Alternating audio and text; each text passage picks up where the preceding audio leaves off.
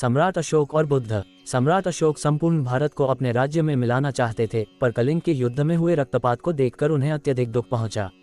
उनकी महत्वाकांक्षा ने जो तबाही मचाई थी, उसे देखकर उन्हें खुद पर ग्लानि हुई। उन्होंने देखा कि लोग दर्द से कराह रहे थे। ये सब विनाश केवल उनकी महत्वाकांक्षा से हुआ था। ये सब देखकर अशोक के मन में विनाश का पथ छोड़कर नेकी के रास्ते पर चलने का विचार जगा। अशोक की राजधानी पाटलिपुत्र थी। पाटलिपुत्र अब पटना के रूप में जाना जाता है। पटना से गया भी अधिक दूर नहीं है, जहां बोधि वृक्ष के नीचे महात्मा बुद्ध को ज्ञान प्राप्त हुआ था। बुद्ध के अष्टप्रद मार्ग, शांति व दया के संदेश ने अशोक के दिलो दिमाग में इतनी उथल पुथल पैदा कर दिया कि उन्होंने उस मार्ग को अपनाने का फैसला किया। इस पथ पर चलने से उन्होंने इतिहास में अपनी अमिट छाप छोड़ी। अशोक ने अपने पुत्र को सिलोन, अब श्रीलंका, और अन्य कई लोगों को सुदूर क्षेत्रों में दूत बनाकर भेजा। एक निर्दयी महत्वाकांक्षा एक ऐसे पवित्र उद्देश्य में बदल चुकी थी, जिसमें कुछ अच्छा कर गुजरने की, करुणा और प्रेम के संदेश को चारों ओर फैलाने की इच्छा थी। करुणा केवल दया भावना मात्र नहीं है, यह आपके अंदर दूसरों की मदद करने की तीव्र इच्छा पैदा करती है। इसी भावना ने बुद्ध को भगवान और अशोक को महान बनाया। सदैव अपनी आंखें खुली रखो। तथागत बुद्ध उन दिनों मगध प्रवास पर थे। साथ में शिष्यों का बड़ा समूह भी था। प्रतिदिन बुद्ध के प्रवचन होते, जिनका लाभ लेने के लिए बड़ी संख्या में लोग आते। इन लोगों में साधारण जन के साथ विशिष्ट हस्तियां भी शामिल रहती थीं। हालांकि बुद्ध सभी के प्रति समान रूप से प्रेम व आत्मीयता का व्यवहार रखते थे।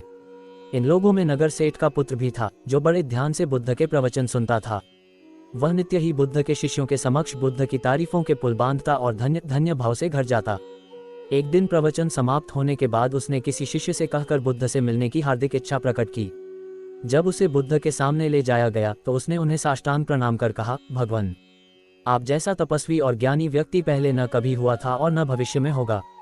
ये सुनते ही बुद्ध ने उसकी बात बीच में ही रोककर कहा, वत्स, क्या तुमने इतना अध्ययन कर लिया है कि अब तक कितने संत महापुरुष हुए हैं, और क्या भविष्य भी जान चुके हो कि आगे और कोई नहीं होगा? युवक लज्जित भाव से चुप खड़ा रहा, क्योंकि इस बात का उसके पास कोई जवाब नहीं था। बुद्ध ने अपनी बात समाप्त करते हुए उसे सीख दी, सदैव अपनी आंखें खुली रखो। जो जैसा है उसे वैसा ही महत्व दो। किसी से उसकी तुलना मत करो। उद्धरण चिन्ह। कथा का सार यह है कि किसी भी क्षेत्र के अधिकारी विद्वान की स्वतंत्र रूप से प्रशंसा करना उचित है, किंतु सर्वश्रेष्ठ बताना अनुचित, क्योंकि श्रेष्ठता को व्यक्ति, समय व स्थान की सीमाओं में नहीं बांधा जा सकता। बहुत बहुत शुक्रिया। चैनल को सब्सक्राइब करें, लाइक करें, शेयर करें। जय जय महाकाल, जय जय शिव शंभू। चैनल को सब्सक्राइब जरूर करें दोस्तों, ताकि और भी ज्ञानवर्धक चीज़ आपको लगातार मिलती रहे। बहुत बहुत शुक्रिया। Thank you. जय महाकाल। बुद्ध की एकाग्रता। एक बार भगवान बुद्ध एक गांव के समीप एक शाला में निवास कर रहे थे। दिन का समय था। आकाश में घटाएं घिर रही थीं। थोड़ी ही देर में मूसलधार बारिश होने लगी। आसपास के लोगों में अपने बाहर रखे सामानों को हटाने की हड़बड़ी मच गई। इसी आपाधापी में कुछ लोग गिर भी गए और उन्हें चोट आई। तभी जोर से बिजली कड़की और वहीं काम कर रहे 2 किसानों एवं 4 बैलों को अपनी चपेट में ले लिया।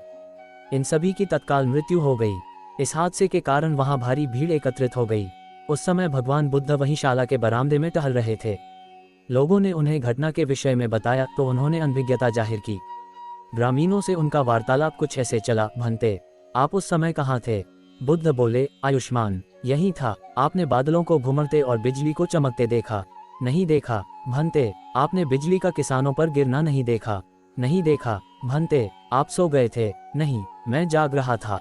भंते, आप होश में थे? हाँ। आयुष्मान, मैं होश में था। तो भंते, आपने होश में जागते हुए न गरजते बादलों को सुना, न बिजली की कड़क सुनी और न उसके गिरने को देखा?